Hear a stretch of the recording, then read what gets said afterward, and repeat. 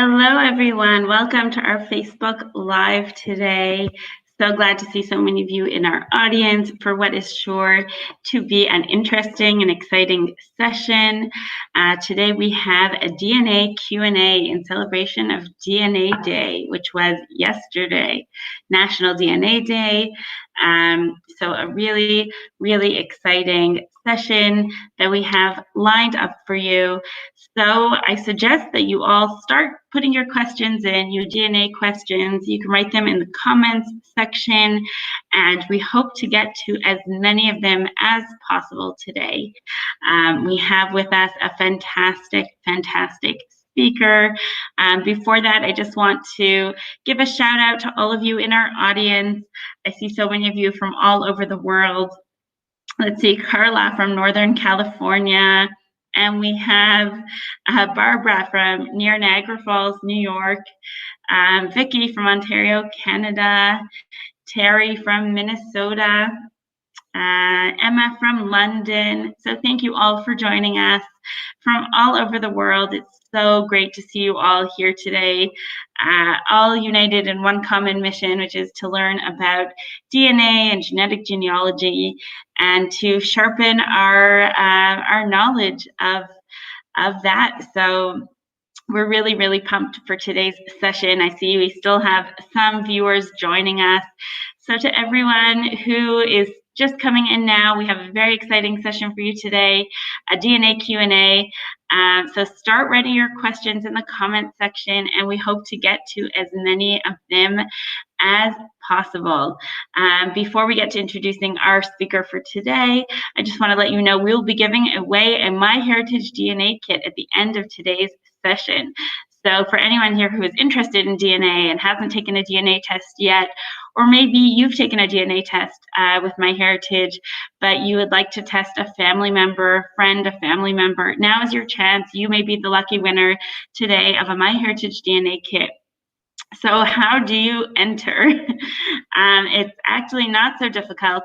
All that you have to do is tell us about your successes using DNA, what you've learned about your family, or just about family history. If you haven't taken a DNA test yet, let us know what you've discovered about your family history using MyHeritage, and just leave us a comment in the comments section, or you can just leave a question about DNA for today's session, and you'll be entered in today's draw, which we'll be giving away at the end.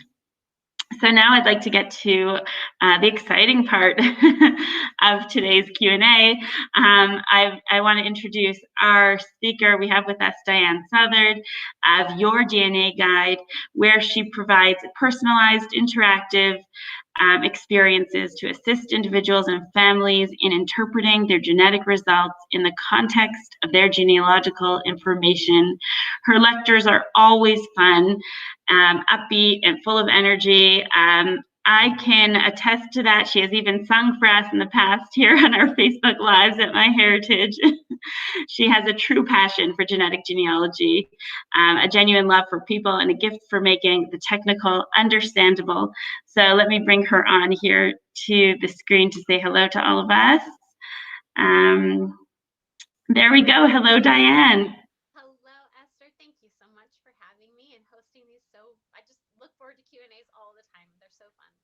We do too. We love these, and it's just such a great way. You know, so often people just have one question or one thing that's bugging them that they just don't understand or can't, figure out yet. So it's just a great way for them to get that answered by such an expert in the field. Well, I'm excited. Let's get on to the questions, I say. Okay, great. Before we do the questions, I just wanted, as they're coming in, I see that we still have some questions kind of coming in here in the comments section. So before we get there, I just wanted to talk with you about maybe, I see a couple comments that you're a little bit quiet. So if you don't mind just moving a little closer, maybe everyone can hear a little better. Okay, I see a few comments. We're working on it. So before we get to some of our questions, what do you think the changes have been this past year in terms of, DNA and genetic genealogy over COVID and, this whole past year with everything going on? What do you think the trends are in the DNA world? Good. Well, first, I'm never accused of being too quiet, so that's like a serious problem. So I hope that sounds better. If not, let me know and I'll see what else I can do about it. Um, so I feel like almost I was telling Esther earlier, I feel almost guilty that our industry, genealogy in general, but genetic genealogy for sure, has done so well over COVID. And I love that so many people have discovered that family history is something that they want to do, that they can do. And I think it has been tremendous. In fact, here's a number. I was trying to get some numbers to try to give you a feel, but last April, when COVID first started, right, and all of my speaking engagements were canceled, and I was like, what am I going to do with my time? I thought, well, I could offer a free webinar. Okay, so I advertised, in my little circle and on Facebook and stuff like that. Hey, I'm going to give a free webinar. I had about 200 people come, and it was great, and we had a fantastic time. I gave a webinar yesterday or on Saturday, and I had 2,000 people sign up. So Wow. if you just think like in 1 year, how many more people have been interested in this topic, and I think a lot of it has to do with being comfortable online. I mean, how many of you, go ahead if you want and put in the chat, how many of you before April of last year would ever have considered trying to join a Facebook Live? Like, even if you'd heard about them before, you're like, nah, I don't know if I know how to do that, right? Like, I feel like there's so much interest now in this platform, just doing stuff online and in genetic genealogy. I see we're still having problems hearing you from the. Can you hear me okay? I can hear you, but the audience is having a hard time. They say that it's very faint. Let's see if there's something else we can do. Maybe if you change on the little gearbox, if you change the settings of which microphone is being used, and let's see if we can. We're just trying to work this out, folks. So hopefully we'll fix this this Is sound. that better? How's that, I everyone? switched something up. Does that work better? Let's see. 1 second. It'll take a moment until take a minute. I'll just keep talking, and hopefully this sounds better. We haven't had this problem before. There, I saw yes. Okay. From Daniel. He said Daniel's genealogy said it's better. Here. Okay. I hear some yeses coming in. So hopefully now. Okay. But as Great. loud. I think it is okay. But as Much better. Okay, good. Yay! Hooray for technology succeeding. Okay. But as loud as possible, Diane, just so that we can. And if there's any problems going forward, please do let us know in the comments. Obviously, always some technical issues in these Facebook Lives, but we try and solve them as soon as possible and not have any issues when possible. So thank you everyone for joining us. Again, just to recap, we have with us DNA genetic genealogy expert Diahan Southard. We are so excited to have her here, and we will be answering some DNA questions. So we're gonna get into it, and we are going to start asking some DNA questions here. If you haven't yet, just put your question in the comment section, and hopefully we will get to as many as we can. Okay, so let's see. We're going to start with a question from Andre. And Andre says, I have a possibly unknown great-great-grandparent. My grandmother did a DNA test, and she got a match of 793 centimorgans. We did some research and realized that there was no paternal grandfather registered for my grandmother. Could we still find this person with DNA? Or is it too far back? I don't know. You can tell us, what the statute of limitations is for. Yeah, so this is a great question, and it's very solvable. So we trend, right, at least right now with the current technology, if the ancestor you're looking for, the hole that you want to fill is your 3 times great grandparent or closer, then autosomal DNA, the kind that we're usually talking about, the time that MyHeritage tests, can help you answer that question. So in your grandma, like you listed it as your relationship to the person you're missing, but really you want to think about it as the relationship of the person who is tested. So if your grandmother has taken a DNA test, then we're talking about locating her grandparent, right? Which is your 2 times great. I think I meant to write that down, but then I'm in my son's room and here's a pencil. So I think that this is very solvable and that you have a huge match. That 700 centimorgan match is a really huge match. And so there's a lot you can do with what I call one mystery match and a mystery ancestor. So there are ways that you could figure out your relationship to that person. It really starts with something I call the generation of connection. So what you're asking is, in this person who matches you with 700 centimorgans, where in their tree should you find your common ancestor? That's the question you're really asking. So if your grandmother has taken a DNA test, then I'm assuming she's older than a lot of people. I don't know how old you are, Andre, but let's say your grandmother is 80. Okay. So if she's 80 and the person who's taken the test is 20, then that automatically frames your relationship, their relationship to each other, right? That person can't be on her same generation, right? That person is much younger. So we call that a removed relationship. And so that's the first step in finding the generation of connection. And actually, if you're at MyHeritage, it's really helpful because they actually list for most people their age. It'll say 70s or 20s or something like that, which gives you a really good idea of how old that person is, and therefore if they're going to be removed from your grandmother or not. As an update, Andre says she is 86 years old. Good guess for me. Right. Okay. So again, how old is the person with 700 centimorgans? And that's where you start. Okay, great. Good question to start off with to kick off our Q&A. We have a question here from Stephen, and I know this issue comes up almost every Q&A, and maybe you have some advice. What is the best way to ask a reluctant relative to take a DNA test?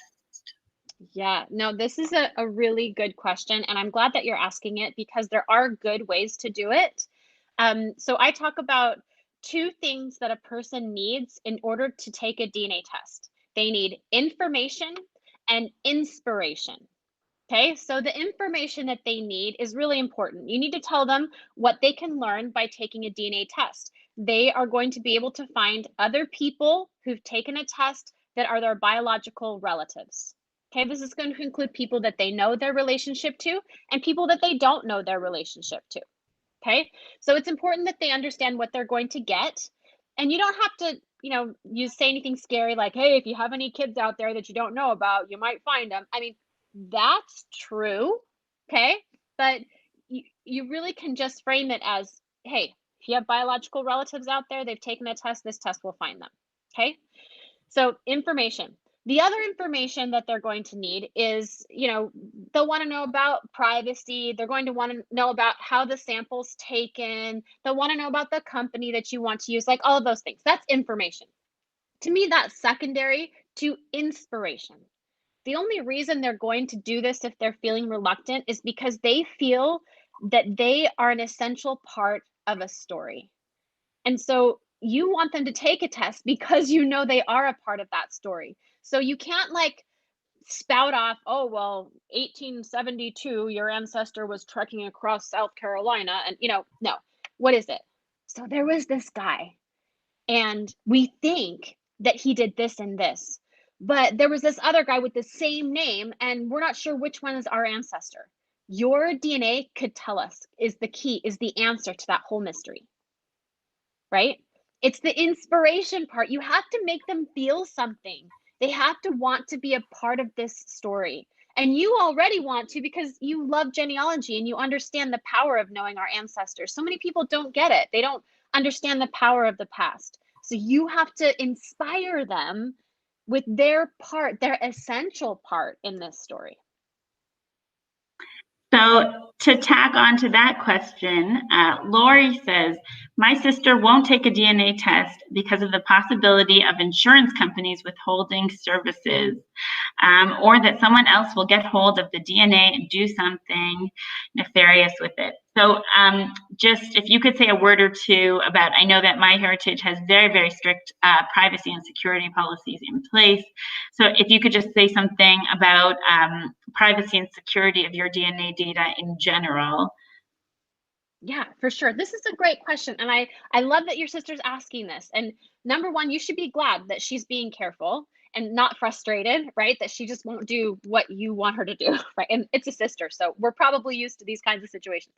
But privacy is very, very important. And there are companies that are not as well equipped to protect your privacy as others. And so please do your research yourself. As Esther said, MyHeritage is among the best in this category because they're committed to it and they're willing to pay for it. They've paid for the servers, they've paid for the engineers, they are invested in this. But not all companies are. There are tons of DNA testing companies now, not just the big ones we use for genetic genealogy, but tons of them. And they aren't as prepared to protect your data as others. And so help her understand that there are differences. And when she hears in the news about this and that, those are probably somewhat true stories because these other companies aren't as good at this as some. Okay. So make sure you're helping her understand there are differences in this.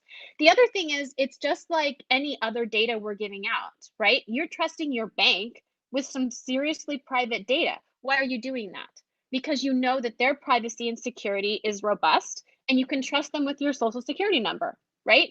It's the same thing with DNA testing. Yes, there is some really valuable information in our DNA samples. And so if we're willing to trade our information for information in return, just like we are at the bank, just like we are with our cell phones, just like we are in 1,000 other areas of our lives. It's not that different than those other areas of our lives where we've trusted a company with our sensitive and private information. Great answer. We have this question here from Mary, and she asks, how does one handle endogamy? Mary, this is a loaded question. And it's so funny because I just had a conversation with my team just last week about this, and we're planning some really good content coming out over the next little while about endogamy because there's so many questions about it. And so we do have a newsletter. You can sign up right on our website. So if you want to kind of keep up to date on what we're doing at Your DNA Guide, please go sign up for our newsletter so that you can get all of those latest updates. We'll put a link to that in the comments so everyone can sign up to your site. So we'll put a link. So just take a look there, everyone. Perfect. Yeah. So that's the best way to stay up to date on all the stuff we're up to. But this is high on our list. And I know it's high on the list at a lot of testing companies as well. So in general, when we talk about using your DNA matches to find relationships, we talk about creating genetic groups of people. So you're going into your match list, you're finding a group of people that are related to each other, and you're working with that little group. It just doesn't work that way with endogamy because everybody's related to everyone else. And you just can't find these nice, distinct little groups of people, which means you're left with dealing with your matches one by one.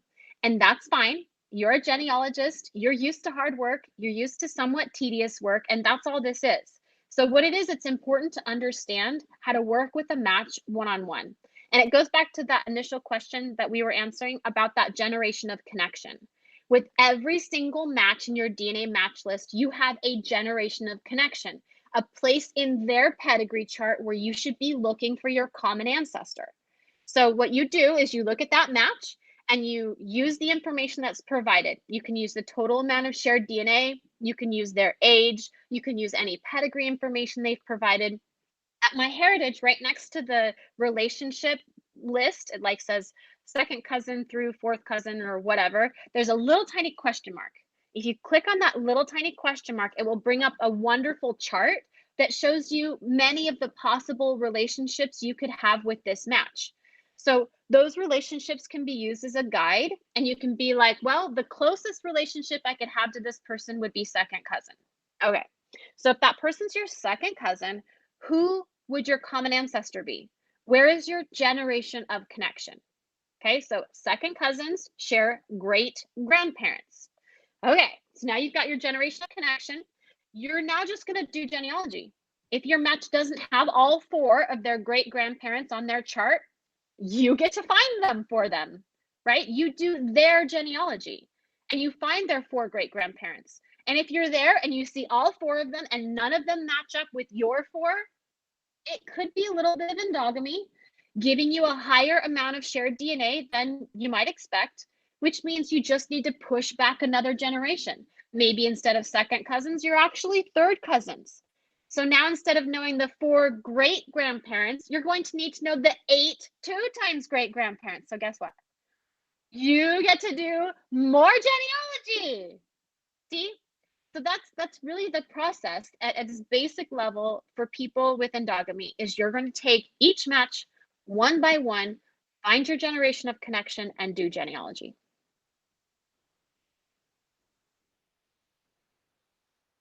Okay, I see. I saw an interesting question here, or sorry, it was here it was from Vicky, and she said, my husband's family won't get their DNA done because they say that since their brother, my husband, and a nephew of theirs got it done, they say there's no need. So maybe you can go into detail about who should get their DNA testing done. You know, if you have relatives in your family who've already had their DNA tested, who is the most important to start with? Who else should be tested?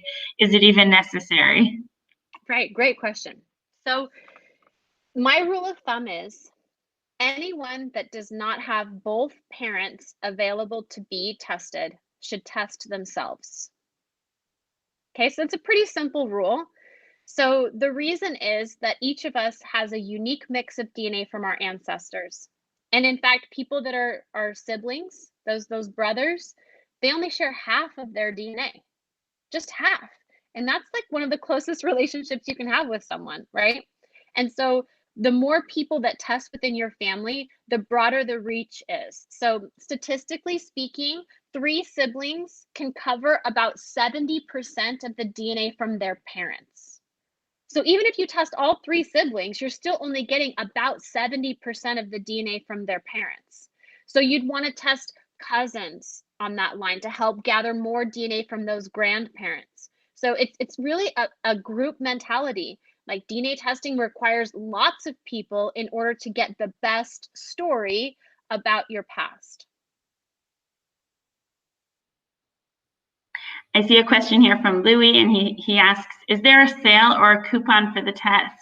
So firstly, I'll just repeat for anyone who missed it, we will be giving away a DNA test today, a MyHeritage DNA test. So to enter, leave us a comment about how MyHeritage DNA or MyHeritage Family History tools have helped you and your family make discoveries, or leave a question in the comment section for Diane, and we'll be choosing one lucky winner to win a DNA test.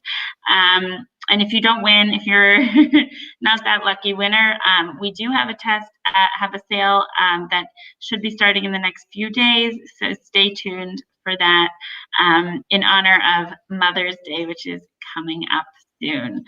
So keep your eye out for that. Let's see. A lot of questions here coming in. Let's see. So many here. I see a bunch of questions.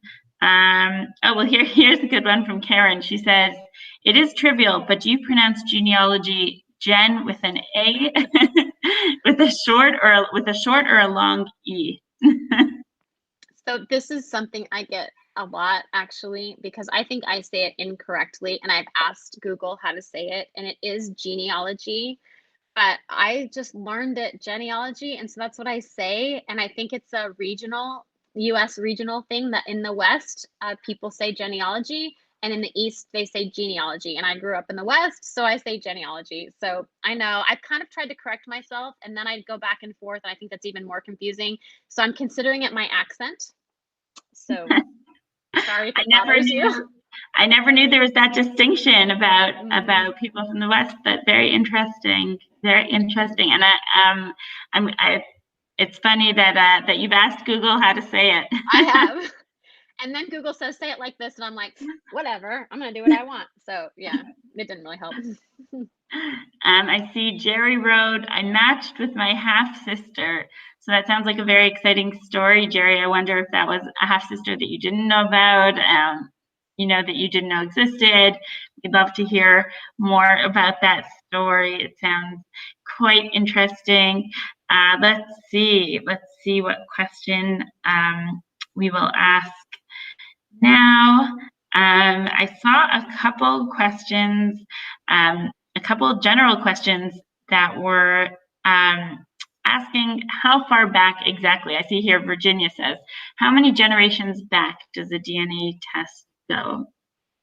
Right. So we were chatting a little bit about that. So it's really, so a DNA test, an autosomal DNA test, can reliably help you find your 3 times great grandparents right now. The problem is that when you get back that far, you're dealing with what kinds of cousins? Well, those are fourth cousins or fourth cousins with some kind of removed, which means they're on a different generation than you are. And that just means really small pieces of DNA. And when we deal with really small pieces of DNA, it's hard to know if you're sharing DNA because you share an ancestor or because you share a common population. In fact, I saw a question like that over there as the questions are scrolling by me. Someone was asking, am I related to everyone on my DNA match list? And the answer is no, you're not. These are people who are sharing DNA with you, but shared DNA comes in 2 varieties. It's shared because you have a recent common ancestor, which is what we're going for, or because it's either a common piece of DNA or it's just common to your population. So when you were dealing with small pieces of DNA, it's really hard to tell the difference. When you're dealing with really big pieces of DNA, those are always relationships. So when we get back to that fourth cousin range, that's when we start kind of, is that real DNA, meaning you have a real relationship? Or is it there just because you have a similar population? And so it gets really hard. So people have said they've used DNA to find 4 times and 5 times great grandparents, and perhaps they have. But what I worry about that far back is something we call confirmation bias. It's you say, well, I think my ancestor is so and so, born 1620. And look, I've got all these DNA matches, and they say they go back to that ancestor too. And I'm sharing 14 centimorgans with them. So that must be true. Right. And that's where we get into this dangerous territory of using DNA to confirm a relationship that it can't really confirm, right? That 14 centimorgans could have come from 1,000 different places. It doesn't have to have come from that ancestor. You should be happy to know that Lindsay says, as a reading teacher, both pronunciations are correct. Hooray! Thanks, Lindsay. I'm glad to know that. I'll stop feeling bad about it. And Stephen says, I'm just happy that I can spell it right. Oh, I know. I still have to kind of consciously think about it sometimes because, yeah. Definitely. It's one of those difficult terms. Let's see. We have a question here from Rose from one of our YouTube viewers. And Rose asks, how do you decipher between half siblings and cousins? Centimorgans are confusing. Yeah, Rose, you're so right. And this is another thing that we just have to keep in mind as we're looking at these relationships that we have with someone. So genetic relationships are measured in something we call a centimorgan, right? It's just a unit of measure for DNA. And my little catchphrase is the more you share, the more you care, right? More centimorgans you share, the closer the relationship that you're going to have to someone. The problem is you can share the same amount of DNA with 2 different people, and that's the same genetic relationship, but your genealogical relationship is totally different, right? You can share 500 centimorgans with someone, and that person could be your first cousin, or that person could be your half sibling's child, making them your half niece or nephew. Okay. And those relationships are very different than one another, right? Their genealogy relationships, totally different, but same DNA relationship. So the short answer to your question, Rose, is how do you determine if someone's one relationship or another relationship? You do genealogy. That's it. That's like the final answer. That's the only way to really know for sure, is to find the paper documentation that leads you to that connection. Otherwise, there's always going to be other possibilities, especially as you're sharing smaller amounts of DNA. Big amounts of DNA, there's just a couple relationships that are going to fit. But when you're sharing 30 centimorgans with someone, you could have like 15 different genealogy relationships with someone you share 15 centimorgans with. And that's why it's so hard to do genetic genealogy research with matches that are so small.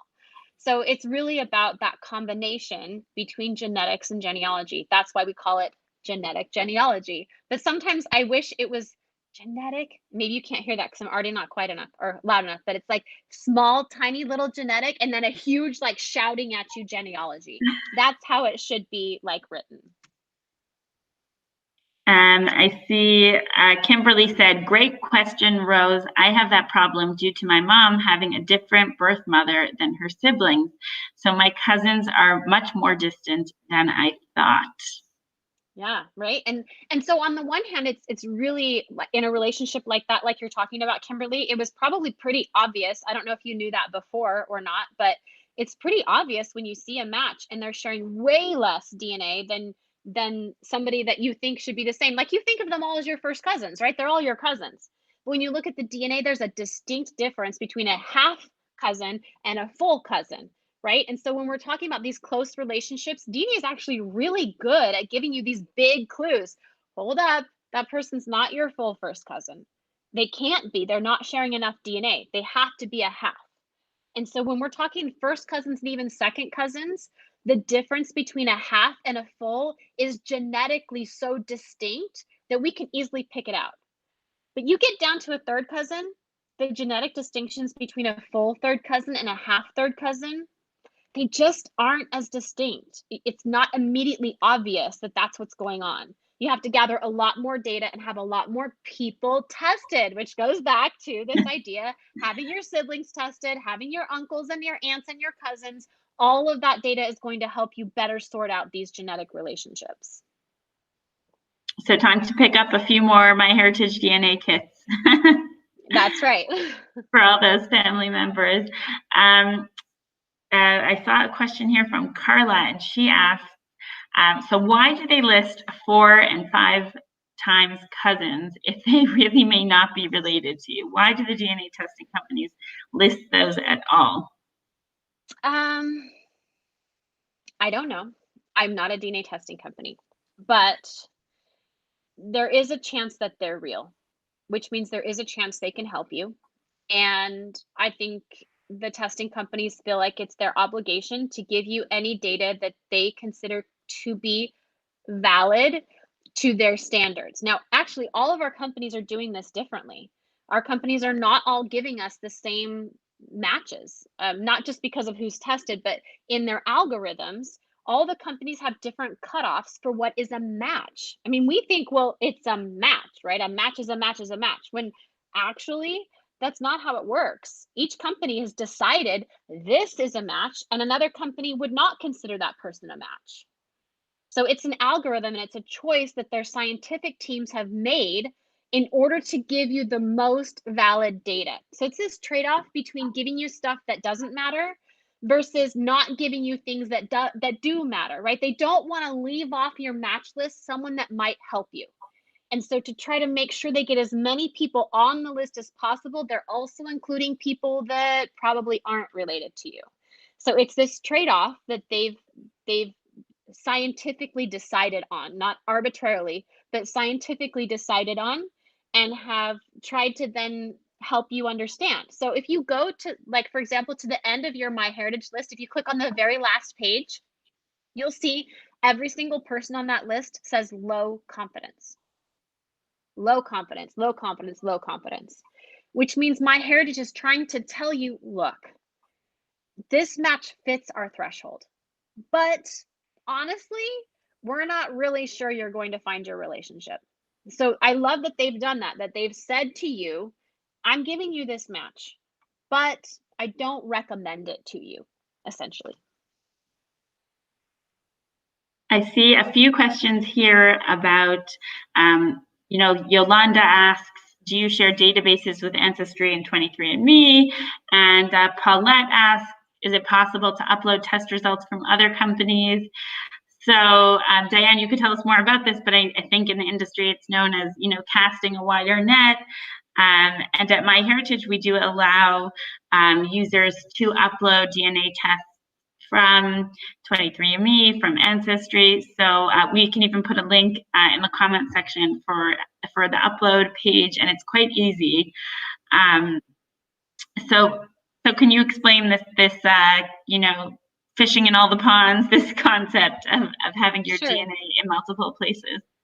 Right. So yeah, it makes economic sense to be everywhere, especially when you can be there for free. So one of the great things about MyHeritage is you can transfer your results from a different company. You can get your entire DNA match list for free, which is an amazing offering. And you can actually pay a small fee and have access to other features as well, including their incredible ethnicity results, which were just recently updated. So it really makes it an affordable way to have your DNA in multiple places and to have access to DNA matches that maybe haven't tested at the company where you have tested.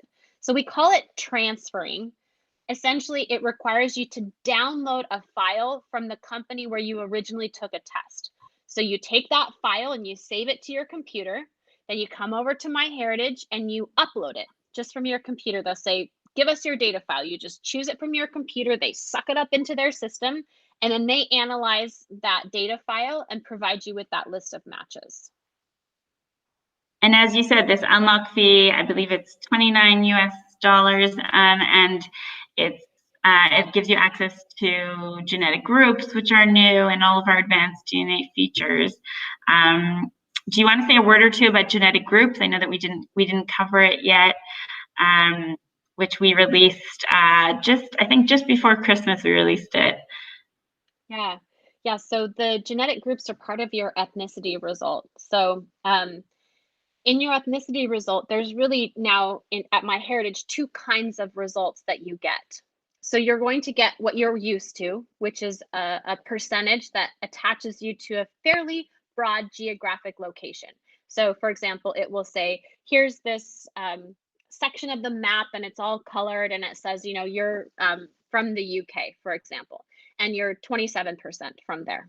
But now, in addition to that, there's a separate technology. So it's different algorithms, different DNA number crunching that is going to give you access to something they're calling genetic groups. So these are groups of people within these larger populations that have a specific heritage and a specific migration pattern or a specific set of genealogy, essentially. And these genetic groups are meant to help you understand specific locations that should be present in your family history. So you'll see, and we get questions a lot. Well, I see that I have some, 2% from India or whatever in my ethnicity. Does that mean I have an ancestor from there? And the short answer is maybe, maybe a really long time ago you did, but finding the record and the name of that person, it may not ever happen. It may be too long ago. But if you have a genetic group that, for example, says British Isles to India, right? We know there was a ton of migration that happened over the years between those two places, right? And that's where MyHeritage is saying, okay, it's not that you're from India, it's that you're part of this genetic group of people who traveled from the UK to India and then perhaps intermarried there and created that Indian signature that you're seeing in your DNA. That information is extremely actionable, meaning that before you're like, India, I don't know, should I even go after that? But if you're in a genetic group that links you to that place, that means MyHeritage is very confident that you're from that place recently. So the genetic groups is about family history. It's about connecting you to a place that you can actually find in your pedigree chart. It's about that ancestor that you don't know where he came from. He literally showed up out of nowhere with no connections to any home country.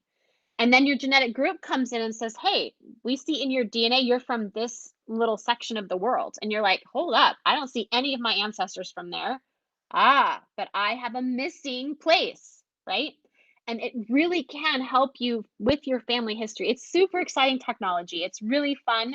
And if you have those genetic groups, pay close attention to them. If you don't have them yet, just be patient because it'll come. Their technology is evolving. The more people that take tests, the better able they're going to be to put you in these groups. But if you have them, you best be sitting up straight and paying attention. And I think that's just such a great point, that the technology is just evolving all the time. Especially at MyHeritage, we're always innovating and working on the next project. So I know a big question here is, when are the ethnicities, the actual ethnicities, not the genetic groups, but when are those going to be updated? And that's definitely in the plan for 2021 as well. So definitely, as Diane said, stay tuned for the new updates and different things that we have coming out at MyHeritage all the time. I see a question here about what type of test MyHeritage offers. So, so just so that everyone knows, the test at MyHeritage, the DNA test we have, as Diane was saying, is an autosomal DNA test. So that's we only offer that one type of test. I know that there are some other services that offer other tests that test different lines. If you want to say a little bit about those, Diane. Yeah, so you can get your mitochondrial DNA, which is your direct maternal line test, or you can get your Y DNA, which is the direct paternal line test. So those tests don't have that limitation of that 3 times great grandparent that I was talking about. Those tests can go back almost infinitely into however far back you could get a record. And so if you want to try that, if you've got an ancestor that you're researching who's beyond that mark I've set for you, that 3 times great grandparent, those tests are offered by Family Tree DNA, and you can get the mitochondrial and Y-DNA test through them as well. And that is a great addition to your genetic genealogy research, to have that direct line test. And it often helps avoid problems of endogamy as well. That's another good tip for people who have endogamous communities in their family history, because it is just researching one single line all the way back, and it doesn't deal with that problem of intermarriage.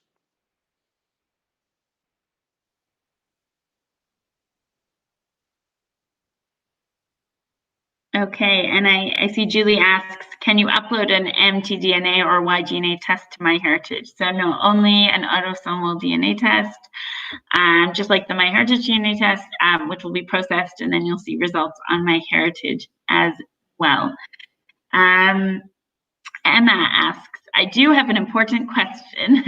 I've done both my and my son's DNA tests. Now I have over 1,400 matches. How come my son only has 300 matches? I thought by being my son, lots of my matches would be his matches as well. Right, that's an interesting question, and that's a quite a big number difference that I'm surprised by. But it could be that most of those matches that you have are, when he tests, are falling below the matching threshold. Remember, you have to have a certain amount of shared DNA for the company to call you a match. And so you share obviously 100% of your own DNA, but your son only has half of what you have, right? And so if many of the matches that are on your match list are very low level matches, they're sharing 10 centimorgans or 12 centimorgans, then mathematically your son would only have half, if he got any, from that particular match. And so they would fall, then all those would fall below that threshold of matching, and he just won't be called a match, which is a really good reason why you should always test the oldest generation first. If you have parents or grandparents who have not taken a DNA test, you absolutely need to test them, because DNA is actually a pretty terrible record when you think about it. I mean, think of all the other records we have. What if every year for the census record, we just ripped it in half and only passed half down, right? Wouldn't that be just ridiculous? That's what we're doing with DNA. Every generation, we are passing half of it down, and the rest is kind of lost. So it's so valuable to test the older generation first. Yeah, I see that Marco said, I finally got my grandma to be tested with my heritage. How surprised I was that I didn't get much of her ethnicities or her matches, and I can't wait to test my other grandma who's still alive ASAP. So Right? definitely ASAP, Marco. Yeah. Definitely, if you have the opportunity, as Diane was saying, to test the older generation, much, it's definitely now's the time. So Bruce asks, is it better to sort by largest segment or by shared segment?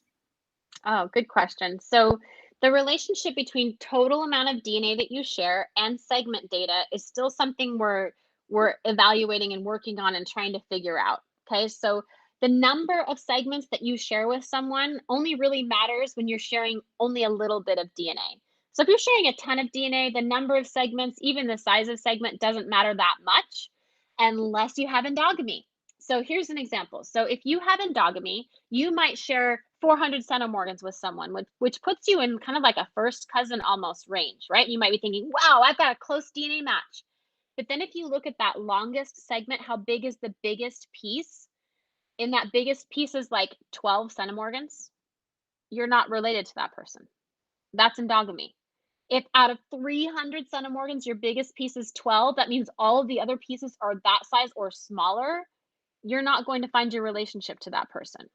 Okay, so that's a good tip for endogamy, to be able to go through your match list and only find the generation of connection, like we talked about, for the matches that matter, for the matches that you actually could possibly actually find a common ancestor with. Okay, but for other people, when you don't have endogamy, those high matches, you're going to have big pieces. There's going to be a lot. You don't really need to pay attention to number of segments. But when you get down to even 50 centimorgans, 40, 30, 20 centimorgans, you want to look at that biggest piece of DNA.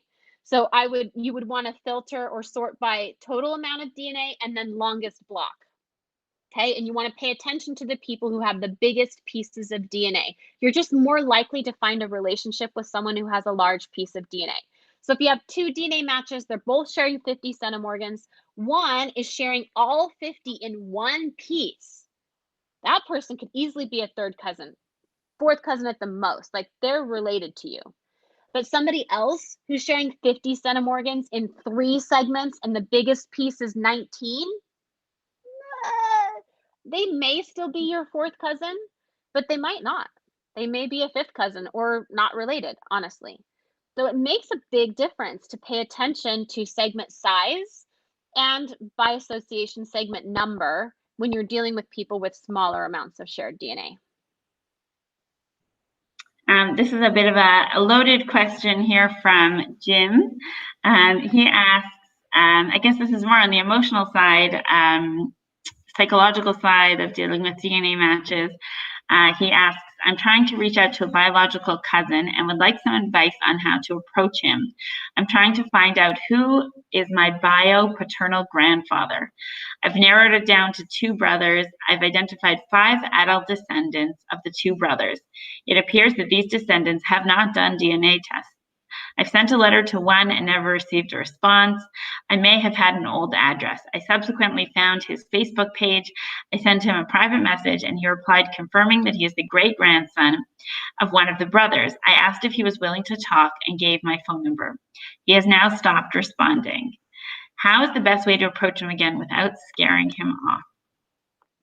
Oh, this is super delicate. And I love what you've done already. I think you've taken a lot of really great steps so far.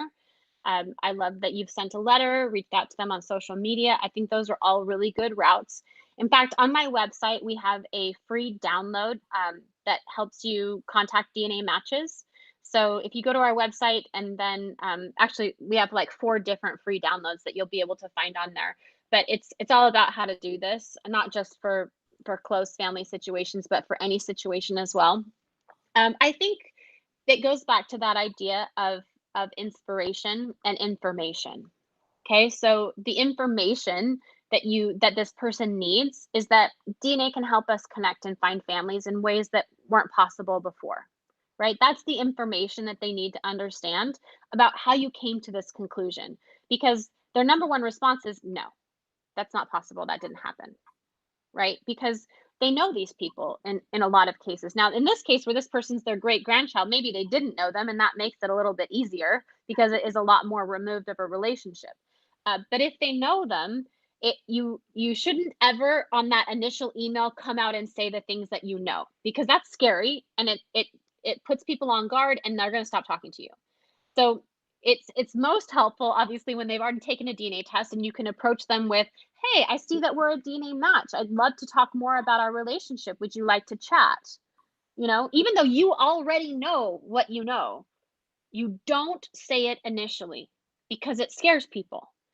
You have to have some level of trust in relationship before you can bring something like that up. Okay. But in your situation, they haven't tested.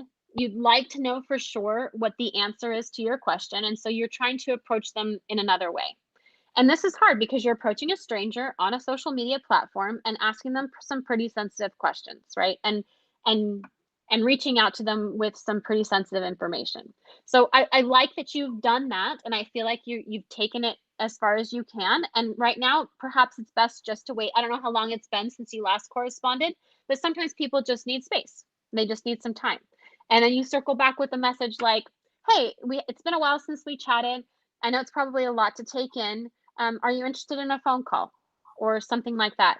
The sooner you can get your voice involved, your actual voice, the better, because there's so many ways to misinterpret what's written on paper, and people will infer into your tone things that aren't there. But when you're talking like this, they can hear you. They can hear how sincere you are. They can hear your emotion. And that's what they need for the inspiration part, right? How do you get people to take a test? Information and inspiration. And so the sooner you can get your voice, the better. Even if, I don't know if, does Facebook allow you to, if Facebook will allow you to record and send a video of yourself, hands down, that's the best way. Because then they've got your face, they've got your voice. This is what creates relationships. It's creating a relationship between us right now, right? And I can't even see you, but you can see me and you can hear me. So getting yourself out of virtual as much as possible to help them see you and recognize, wow, he's actually sort of dorky looking, and I bet he looks like my grandpa. That will do a ton to soften people. What a great idea. I never even thought of that, of sending a video message, but it really, just like you said, you know, they might see mannerisms that are similar to the person. You know, you might be reaching out to somebody who's a supposed half sibling, which is even closer, and then really you might be able to see similar characteristics. So that's really such a great way to reach out. What a fantastic idea. Let's see if we have time for one more question here. Let's see.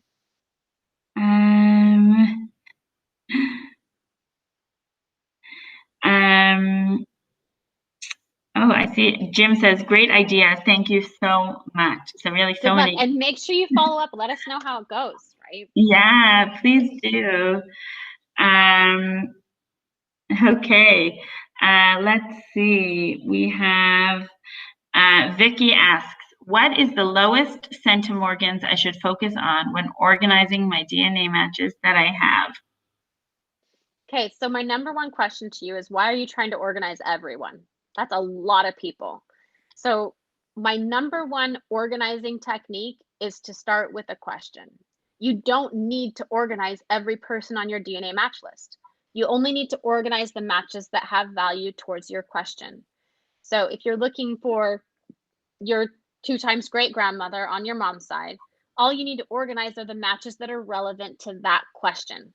So in my book and in my workshop that I teach, we're actually launching a new workshop here in 2 weeks. So we've got our early bird special going on right now. If you're interested in like a super deep dive into this stuff to really get in and learn how to do it with classwork and homework and discussion boards and follow up and all of that, like that's what the workshop is about. But that's where I teach you how to find just those matches and how to organize just those matches. So, and then after you've done that, then you're asking yourself, well, what kind of cousin can help me answer my question? So if you're dealing with a missing grandparent, You don't need to go down to 20 centimorgans because that person's your fourth cousin or more. And so that's going to take you way back beyond this grandparent that you want. So you can focus on second cousins and third cousins and probably find your answer. But if you're looking for a 3 times great grandparent, well, yeah, you're going to need to mine information from those low matches. So that was a long answer. The short answer is 20 centimorgans. Like, that's my cutoff for a good, decent DNA match. It's 20 centimorgans in one segment. Now, sometimes I'll dip below that to that 15, but I hardly ever, bordering on never, go below 15. Just because I know that so often those matches are not actually related to me. They're sharing DNA for a different reason, not because you have a recent common ancestor. Okay, I love that. Not to even attempt to organize every single DNA match. There's too many. Yeah. I think, some of our users have a couple hundred, and then we have users that have thousands, and really, you can't get through them all. So it's really not about that. It's not about checking through, making a checklist and going through everyone, as you said. Yeah. So now we're going to give away a MyHeritage DNA test to one lucky winner. So thank you everyone who left a comment and a question for Diane, and some really, really great stories in there as well that we loved reading. So thank you. And the DNA test today goes to Ina Olivier Georgiala. And Ina wrote to us and she said, I would dearly love to know if my maternal ancestor was a female slave from Angola or from India, as this would solve one of my family's mysteries. I can't afford a DNA test, so I'll probably never know. So Ina, I'm not sure if this will solve all your problems. As we know, DNA has to go hand in hand with genealogy, but we hope that this will help you make some breakthroughs and get on the right track. So congratulations. And we'll be in touch with you through private message to claim your prize. Diane, thank you so much for answering all these difficult and interesting questions today. You're welcome. Thanks so much for hosting all the time and having me. And thanks to all of you who showed up to come and listen and ask your questions, and maybe just even sit back in the background and listen. I know sometimes I don't have a question, but then someone else asks something. I'm like, wait, I do have that question. So thanks for all of you who are brave enough to ask your questions. Exactly. And it's so true. I see that Karen wrote, all of the questions that I had were answered in this live. Great. Which is so great. And for those of you who want to rewatch it, who want to go back and delve into the answers a little bit more, maybe you missed it, maybe you want to refer back to it. So definitely feel free to go and watch the Facebook Live on the MyHeritage Facebook page under the videos section. You can rewatch this one as well as all of our past Facebook Lives. So thank you all for being such a great audience. And Diane, thank you again. It's always fun to do a Facebook Live with you. Thanks, Esther. Thanks so much. It's so fun. Have a great day, everybody. Bye, guys. Take care.